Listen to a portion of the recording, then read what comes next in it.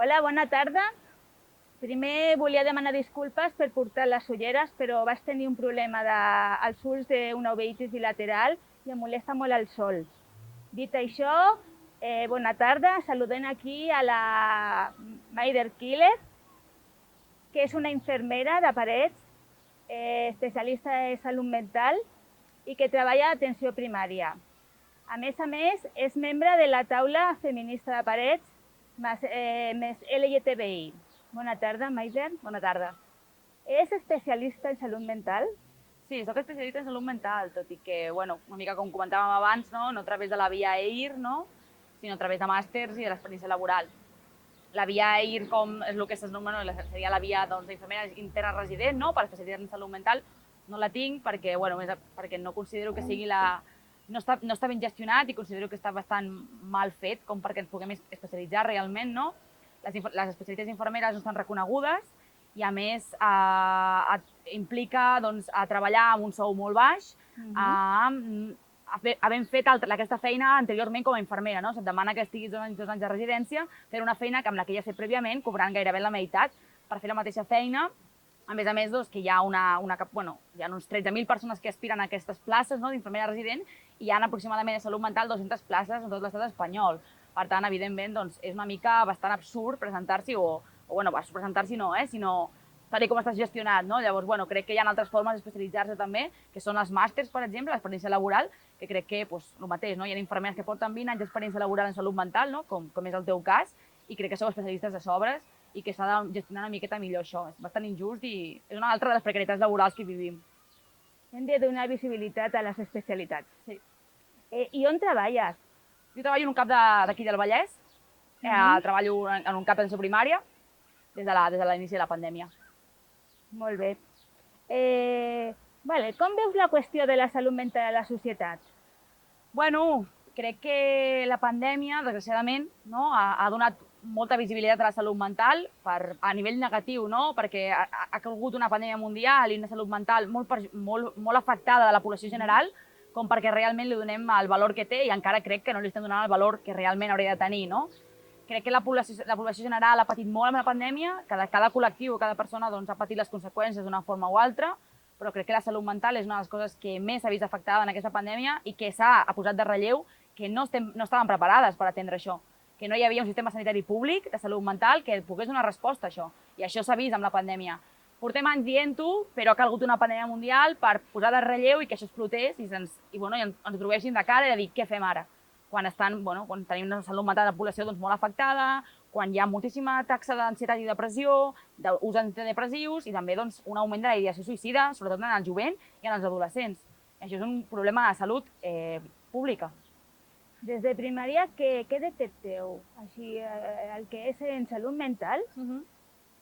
Jo crec que l'atenció primària és la primera porta d'entrada al sistema sanitari i això és molt bo i jo crec que s'ha de donar el mateix, no? Molta visibilitat a la feina d'atenció primària, però crec que són l'engranatge clau d'entrada al sistema i aquí és on detectem o es poden detectar molts casos de salut mental. Llavors, a l'atenció primària detectem un augment molt considerable de casos d'ansietat, de crisis ansioses a urgències, d'episodis depressius i de molta ideació suïcida, també, molt generalitzada, que probablement tampoc hi ha estudis ara mateix que puguem dir que ha augmentat un 20% o un 30%, no ho sabem perquè falten estudis de moment, no és tot molt nou, però jo crec que hi ha un fet important que és potser no han augmentat tant, sinó que ara hi ha menys estigma o s'està ajudant més a que hi hagi menys estigma i que la gent tingui més forces per poder anar i parlar-ne sense sentir-se avergonyit o tenir vergonya de parlar de la seva salut mental, no?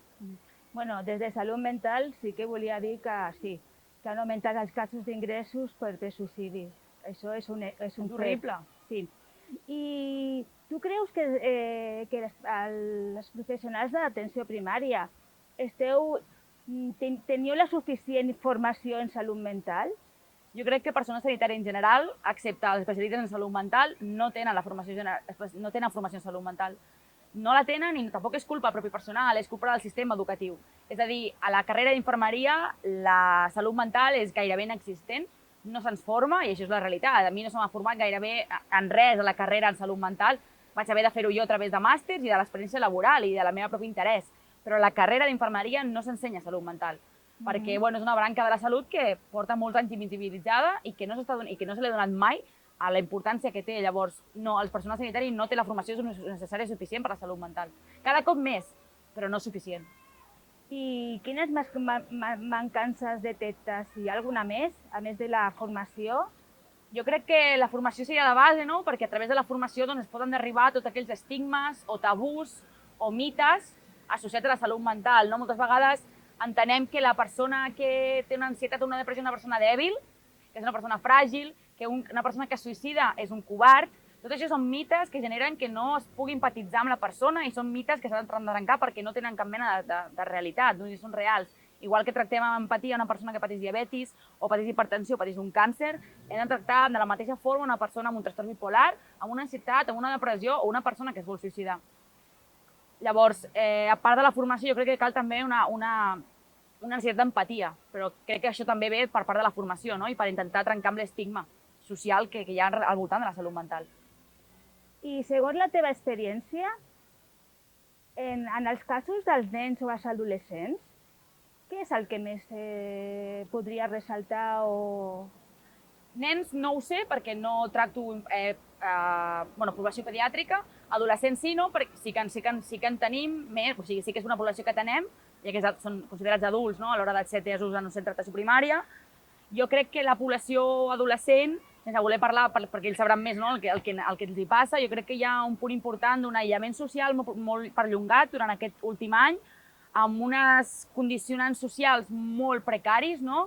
Ja no només en quant a feina, sinó en quant a les condicions laborals, no? Jo crec que és una generació que tindrà molt difícil, com ho estem tenint els joves, per trobar una feina amb unes condicions laborals que et permetin tenir un sou digne, que permetin tenir una vida laboral i una vida, que permetin conciliar. I jo crec que a la crisi social i econòmica que estem vivint, jo crec que evidentment això afecta també al jovent, que és el que tenen un futur per endavant i que veuen que no el poden desenvolupar, no? Perquè els alquilers, els lloguers són inassequibles, en conseqüència els salaris, les condicions laborals són molt injustes i molt precàries. Llavors jo crec que tot això sumat a un aïllament social, no? a un distanciament, a no poder tenir la teva xarxa a prop perquè no la pots veure pel contagi, a l'aïllament i la soledat, jo crec que això són factors molt de risc per a la salut mental de tota la població i del jovent. I què diries de les addiccions? Les addiccions, jo crec que aquí és un tema també molt difícil i molt peculiar de fer una generalització, no? Jo crec que, igual que en salut mental, inclús diria que potser una mica més, aquí encara ens queda molt més per arribar. Jo crec que la salut mental es viu amb molt estigma, però les addiccions es viuen encara moltíssim pitjor. Vull dir, no entenem que una persona consumeix per uns motius determinats i una persona no decideix tenir una addicció a una substància. No és una decisió personal, sinó que és un cúmul de determinants socials que fan que aquella persona pugui desenvolupar una addicció a una substància. Llavors, si no entenem la salut des d'una mirada social, si no atenem els determinants socials de la salut, com són l'habitatge, com són la xarxa social, la xarxa de vida i les condicionants socials, no podem atendre la salut mental ni tampoc les addiccions. Llavors, aquí encara hi ha molt més per fer i aquí encara la formació és menor encara. Vull dir, hi ha molt desconeixement i molta culpa a la persona que consumeix perquè consumeix i se la culpa. I això no hauria de tenir cabuda en un sistema sanitari públic. Llavors, tu creus, pel que estàs dient, no, que la salut mental continua sent un tabú? Sí, continua sent un tabú. Cada cop menys, és veritat que sembla que es veu una mica la llum, es veu la llum perquè ens ha explotat a la cara. I estem veient tants casos d'intents suïcides, de suïcidis, o de casos molt greus de depressió, ansietat o altres trastorns, que jo crec que no podem seguir fent com que no passa res. Això està aquí i porta molts anys coent-se. Ara ha despertat tothom, però això porta molts anys i fa molts anys que la gent ho diu, el personal sanitari, la investigació científica, l'evidència científica ho diu fa molts anys. Hi ha un tabú, hi ha un estigma i s'ha de trencar. Tenir salut mental o tenir una malaltia mental no té res a veure amb ser dèbil, no té res a veure amb ser fort. És simplement ser persona i ja està. Una persona que es suïcida no és un covard, és una persona que pateix.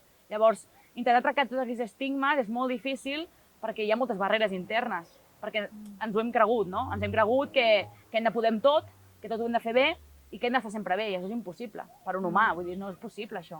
Hi haurà moments que la salut mental no hi serà, igual que potser la física no hi és, però no estem aquí encara. Bueno, el tema estrella, com vau viure la pandèmia de la Covid-19? Bueno, la pandèmia jo crec que tota persona sanitària l'ha viscut bueno, doncs, molt malament, no? Jo crec que ha sigut, potser, jo no porto molts anys d'infermera, però crec que no m'imagino un escenari més dur, tant emocionalment com físicament, perquè al final la salut mental afecta la física, no? Llavors, jo crec que ha sigut molt dur. Les condicions laborals no han ajudat a que això ho portessin millor, sinó al contrari, no?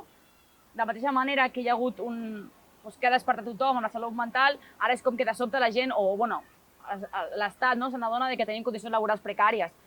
Des de quan el personal sanitari no té condicions laborals precàries? Portem anys tenint condicions laborals precàries, no és nou. Portem tota la vida així. Portem tota la vida amb contractes de 15 dies o d'un mes, sense vacances, sense poder descansar, fent guàrdies de 24 hores o de 12 hores sense descans. Vull dir, portem anys així, portem tota la vida. No és d'ara. Llavors, jo crec que això s'ha destapat com a conseqüència de la pandèmia, però no és nou. Llavors, jo crec que la pandèmia ha sigut pues, horrible a nivell humà, no? Perquè hem perdut molta gent i això doncs, bueno, pues, és molt dur de viure. Jo crec que les conseqüències en salut mental del personal sanitari les veurem, no sé quan, perquè suposo que quan en algun moment puguem descansar les veurem, perquè al final jo crec que hi ha un automatisme de continuar treballant i de seguir fent perquè no podem parar, perquè no hi ha personal, perquè no el doblen, perquè no podem descansar i ho hem de fer, però quan parem veurem, doncs, jo crec que veurem moltes taxes molt elevades d'ansietat, de depressió i d'estrès posttraumàtic.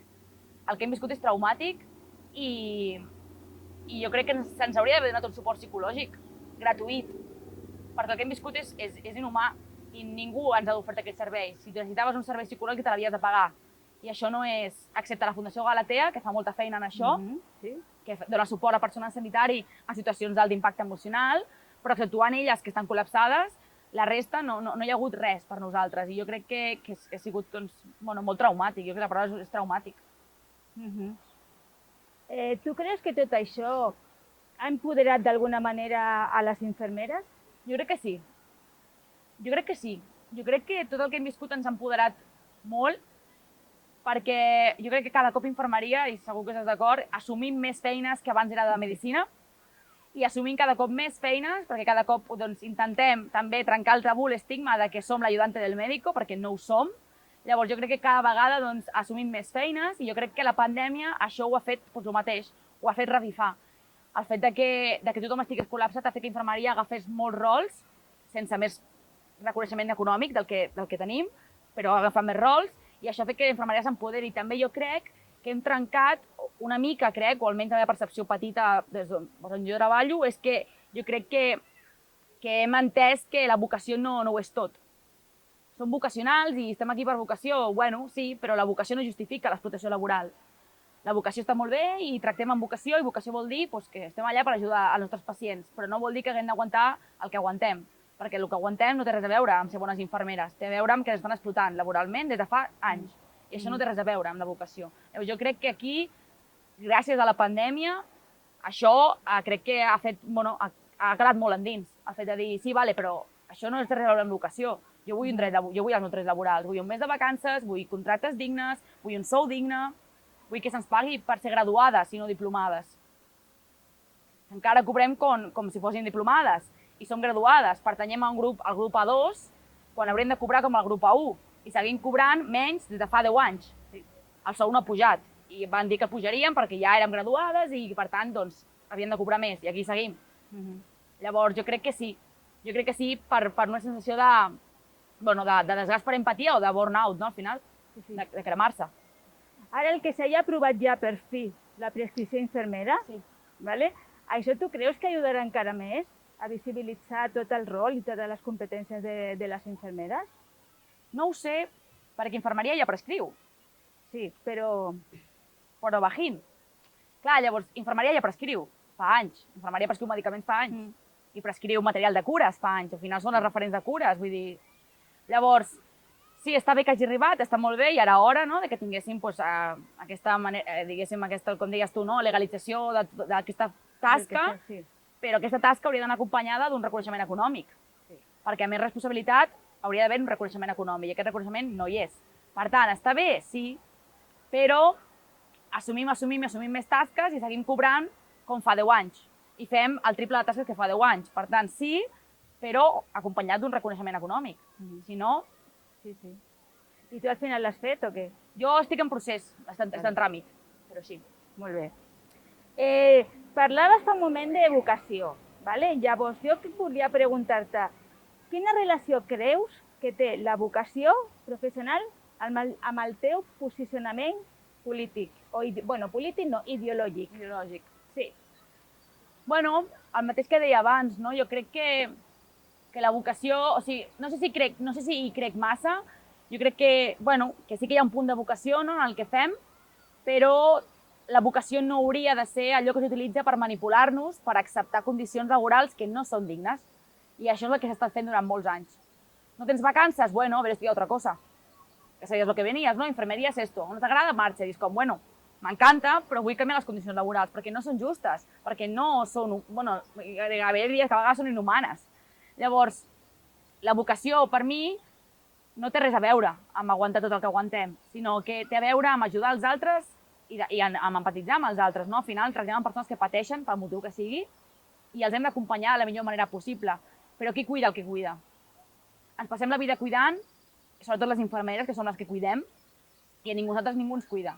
No ens cuiden les institucions, no ens cuiden els col·legis, no ens cuiden els sindicats, no ens cuida ningú nosaltres. Ens cuida la nostra gent, però més enllà d'això no tenim res més. Llavors, per cuidar, algú ens ha de cuidar, perquè per garantir unes cures de qualitat hem d'estar bé nosaltres. Si nosaltres estem cansades, esgotades, cobrant poc, fent guàrdies inhumanes, a jornades incansables, sense vacances, no podrem garantir unes cures de qualitat. Perquè no podrem, perquè no estarem descansades, perquè estarem agotades, malaltes, física o mentalment. Llavors, bueno, crec que s'ha de visibilitzar molt això. La vocació no ho justifica, res d'això. Bueno, també és membre de la plataforma, no? Bueno, de l'Associació Feminista de Parets més LGTBI. Vale. Ara m'agradaria fer-te unes preguntes sobre com abordes la qüestió de gènere en la teva professió d'infermera. Això és molt interessant, perquè també el mateix, no? Hi ha moltes mancances en això. És cert que cada cop més, i això és molt, molt positiu, cada cop es veu més com es fan plans adequats en perspectiva de gènere, tot i que és una cosa que ha costat i que estem al llum d'aconseguir-ho, però crec que la perspectiva de gènere ha de ser una cosa transversal, no? Des del moment que la persona entra a la consulta fins que abordem determinades malalties o processos de salut de les dones o dels col·lectius minoritaris LGTBI, no? Llavors, com? De diferents formes, simplement atenent que una dona té unes característiques determinades diferents a les que el model de referència que ha agafat la medicina, que és l'home. Llavors, hem de tenir la responsabilitat de formar-nos i de ser conscients de que hi haurà medicaments que faran efectes diferents en homes que en dones, de que hi haurà malalties més prevalents en dones que en homes, en què la paraula d'una dona quan ve urgències s'acostuma a tenir menys en compte que la d'un home, en què quan una dona es queixa d'un malestar, normalment se li relaciona amb un malestar emocional, per aquell estigma de que les dones som histèriques, som dèbils. Llavors, tot això s'ha de tenir en compte, igual que quan ve una persona LGTBI a la consulta, no? No pressuposar que aquella persona té una relació heterosexual, no pressuposar que aquella persona s'identifica amb el sexe amb el qual va néixer, o que una dona, ser conscient que una dona pot patir violència a casa, no? Violència de gènere a casa, pot patir violència institucional o per part del professional sanitari, no? Ja sigui amb demandes o consultes d'educació sexual o de tema d'avortaments, o de tema de salut sexual o reproductiva en general, no? Igual que, per exemple, amb la salut mental. Aplicar el gènere aquí és crucial, perquè les dones, de per se, tenen una salut mental pitjor que els homes com a conseqüència del patriarcat, no? De conseqüència del que viuen, de les segones jornades laborals i evidentment, pressió estètica i altres violències que afecten la persona, igual que col·lectius LGTBI, no? Quan veiem que són col·lectius que a poc es van fent estudis i es veu que tenen altes taxes d'ideació suïcida, de depressió, d'ansietat. Llavors, ser conscient de tot això és el que fa que puguem aplicar la perspectiva de gènere. No sempre es pot de la millor manera, perquè els recursos són els que són, però s'intenta. I quina missió té la taula feminista LGTBI? Ara mateix, amb tota la pandèmia, jo m'he desconnectat bastant, no he pogut, però crec que és una cosa que a nivell municipal era molt necessària que es fes, realment, per intentar doncs, això, introduir la perspectiva de gènere a nivell municipalista en totes les polítiques públiques que es fan al poble, al final. Perquè al final, si les polítiques públiques no tenen perspectiva de gènere, el mateix que la medicina, estarem agafant de referència a l'home blanc heterosexual. Per tant, tota la resta de població quedarà exclosa d'aquesta visió. I per tant, doncs, no hi haurà cap mena de perspectiva de gènere en l'aplicació de les polítiques públiques, no? Llavors, algo molt bo. I quines activitats oferiu? Bueno, ara ja sé que per la pandèmia ha estat molt parada, però abans? És que vam començar just abans de la pandèmia. Quan va començar. Sí. Vale. Llavors... I llavors ara ho retorno. A veure ara, amb tot això de que s'obren més mesures, a veure com es gestiona. Molt bé. I aquí, quines mancances detectes amb aquest aspecte, no? A Parets? Sí, a Parets. A Parets jo crec que hi ha moltes mancances, però jo crec que una de les que potser trobo, per exemple, és en quant a l'oci, que hi hagi alternatives d'oci que realment tinguin en compte els col·lectius minoritaris o els col·lectius o les dones en general, no? Llavors, per exemple, una cosa molt bona que es va fer fa uns anys va ser introduir a la Festa Major de Parets el punt lila, que era un punt d'assessorament per dones que potser havien patit o violència o algun tipus d'agressió durant la festa o per assessorament de tipus menstruació o de materials de protecció sexual o de protecció d'ITS. Llavors, condons o altres materials. Llavors, jo crec que això és una cosa que s'ha fet molt bé. Per mi una mancança, per exemple, en l'oci seria que hi hagués un punt d'assessorament en el consum de substàncies per als joves.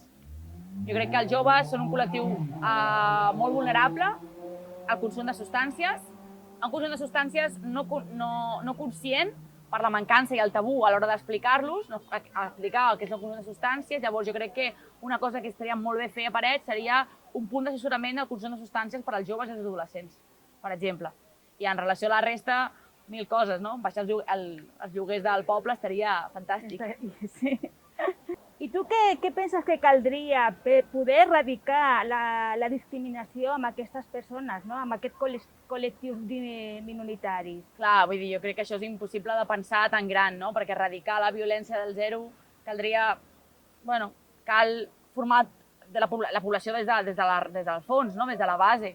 Jo crec que això és una feina d'anar picant pedra, a poc, no? I que s'impliqui en tots els àmbits, no?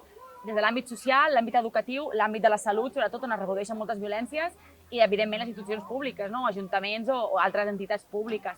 Jo crec que la idea és, i evidentment des del carrer, evidentment des de les associacions o assemblees o altres espais, on es faci sensibilització i que realment també hi ha d'haver una predisposició de la població a realment acabar amb això, no? Però bueno, crec que a poc estem anant en aquesta direcció, tot i que, clar, queda molt per fer, lògicament. Tu que estàs tan sensibilitzada amb aquestes qüestions, què penses quan escoltes les notícies com la que ha passat aquest cap de setmana? De les agressions, que ha hagut 3 agressions simultànies, no? Què penses en aquest moment quan escoltes això? Crec que totes coincidiríem en que és una cosa que a totes ens fa por, no? Perquè al final cap dona està lliure de que pugui patir això en algun moment o de poder conèixer algú que ho ha patit, no? I que al final, bueno, és una cosa que jo crec que és molt dur d'escoltar, però jo crec que el bo d'ara, o en certa manera, per dir-ho així, no, és que el fet que es parli més també dona més eines perquè ens puguem desenvolupar, perquè puguem dir-ho, perquè puguem explicar-ho, si hem patit violència o no, no? Llavors jo crec que aquí està la clau, en tenir eines per poder-ho dir, per poder visibilitzar-ho, perquè estic segura que les dones assassinades per violència masclista no han augmentat des de fa 50 anys. El que passa és que abans no es parlava i no es deia, i ara sí, no? Ara és com, ara hi ha més agressions, no, l'únic que ara hi ha més eines, no les que hi haurien d'haver, però hi ha més eines. Llavors jo crec que està aquí el punt clau, no? En tenir les eines i el context socioeconòmic per poder alçar la veu i poder explicar-ho, per poder rebre l'ajuda necessària. Però aquí també caiem en el mateix, no? Que moltes vegades l'ajuda necessària no ve per part de l'Estat, perquè les polítiques que en teoria han de protegir les dones no es protegeixen. No? Llavors, i això es veu, no? Quan els homes assalten mil coses, no? Ordres d'allunyament, i igualment es produeixen un assassinat o es produeix una agressió. Això es veu que això ha fallat, no? Que el sistema falla a protegir les dones o les persones d'altres col·lectius que pateixen violència. Llavors, bueno, jo crec que està molt bé que surti, desgraciadament, perquè és l'única forma d'evidenciar-ho. Al final, si queda invisible i queda silenciat, és un amor més. I ho segueix sent, perquè al final compta un comptador que es va augmentant i que no es té prou en compte, que són persones que estan morint pel simple fet de ser dones.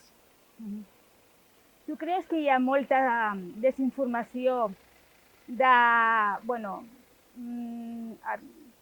per part de les dones que no saben què són els diferents tipus de violència? Perquè, clar, hi ha molts diferents tipus de violència i moltes podem patir la psicològica i tal i no ho sabem. Sí. I llavors, tu què creus que faria falta per... Jo crec que faria falta una educació centrada en unes relacions sanes, en la creació d'unes relacions sanes i en saber diferenciar el que és una relació sana del que és una relació de violència o de maltracte psicològic o de manipulació psicològica. Jo crec que en això no hem estat educats. Jo crec que tenim un model de relacionar-nos molt infundat per l'amor romàntic i, en certa manera, per una tradició cristiana que ens ensenya que relacionar-nos o que estimar vol dir patir, sacrificar-nos, no? La idea del sacrifici, del patiment a les relacions implica que creiem que quan estem en una relació a la qual patim o ens és un sacrifici, aquella relació és saludable. I l'amor no té res a veure amb patir ni amb tenir un sacrifici, sinó l'amor té res a veure amb trobar-se bé, amb gaudir-lo.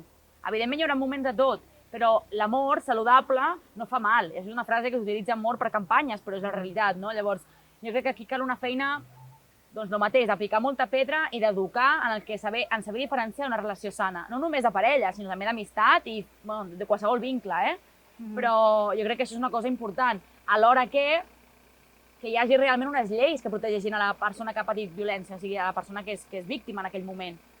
Perquè si sense això i la persona no té un context socioeconòmic, una independència econòmica, un context econòmic i social favorable a poder marxar o a poder demanar ajuda, per molt que sigui conscient que allò és violència, no podrà marxar. Llavors, clar, això també és important, perquè per què no se va? Bueno, perquè hi ha moltes dones que no tenen una independència econòmica, perquè no tenen un context social favorable, perquè tenen fills, perquè no treballen, no tenen un sou, perquè viuen en condicions econòmiques molt precàries que no els permeten fer aquest pas. Llavors no només és educar, sinó garantir un context econòmic favorable perquè la persona pugui marxar, si així ho desitja, o fer una altra vida, o demanar ajuda, o el que sigui. Parles de dones adultes, però què hi ha de les nenes i de les adolescents? Tu creus que tenen suficient informació? No ho sé perquè no estic en contacte amb nens en el meu dia a dia. Jo crec que a les escoles s'intenta. Jo crec que a les escoles s'intenta fer aquesta feina. Evidentment és una feina de molt picar-pedra i molt transversal, no? Llavors, jo crec que això és una cosa que crec que es fa a les escoles, que s'educa des del gènere i que s'educa des del ser conscient, no?, de què són les violències i de quines violències pots rebre pel simple fet de ser dona o pertànyer al col·lectiu LGTBI. Llavors, jo crec que a la infància seria això, no?, garantitzar una educació que tingui en compte això, alhora que, clar, que quan vagi a casa aquella persona també tingui un context favorable a això. Però, clar, després també entren altres estímuls. No podem controlar-ho tot, no podem controlar la televisió, els anuncis, la ràdio o la música. Llavors, al final, és constantment un input de missatges per depressió estètica, ara que sobretot que ve l'estiu, no?, la pressió en biquini, dones primes, canòniques, llavors tot això, per molt que l'escola es faci una feina superpositiva per exemple, antigordofòbica, i a casa també, si aquesta noia surt al carrer i tot el que veu són imatges o persones blanques i superprimes, serà bastant difícil també enderrocar això. Llavors jo crec que és una feina col·lectiva i que no podem controlar-ho tot, i que hi ha una part que no la podem controlar, que és tota la part comunicativa o de màrqueting. Llavors... Sí. I segons la teva percepció, tu creus que aquí a Parets hi ha una sensibilitat per tot això de les qüestions de gènere? No massa. Jo crec que queda bastant per fer en aquest sentit. Jo crec que s'han fet moltes coses. Jo crec que aquí a la Parets, la tècnica d'igualtat jo crec que té una gran visió de gènere i crec que s'han fet moltes coses, però evidentment sempre falta molt per fer. Però és veritat que jo crec que s'han fet moltes coses molt positives a part del poble que fa uns anys eren impensables. Llavors jo crec que queda molt per fer però alhora pues, sí que és veritat que hi ha gent treballant per això i que hi ha gent que crec que pues, té moltes ganes de tirar-ho endavant. Per exemple, a Parets fa poc s'ha generat el punt lila, el punt LGTBI, perdó, que és un recurs nou a Parets, que és pioner i bueno, que és un recurs doncs, molt bo i que realment doncs, té una gran cabuda al poble i que realment està molt sol·licitat pel jovent. Llavors jo crec que això és, per exemple, molt positiu, un recurs molt positiu pel poble. Bueno, doncs quedarà pendent donar-te el tríptic que t'he comentat, que m'he deixat a casa, ¿vale? del programa europeu Swing, que és per el col·lectiu LGTBI. I si vols afegir alguna cosa... No, molt contenta de poder tenir aquest espai per parlar-ne. Al final, visibilitzar el que patim és l'única forma d'intentar canviar-ho d'alguna forma, no? Molt bé, doncs donar-te les gràcies, Maider, per el teu temps i per vindre i fer aquesta entrevista tan espectacular a nosaltres. A vosaltres. Gràcies.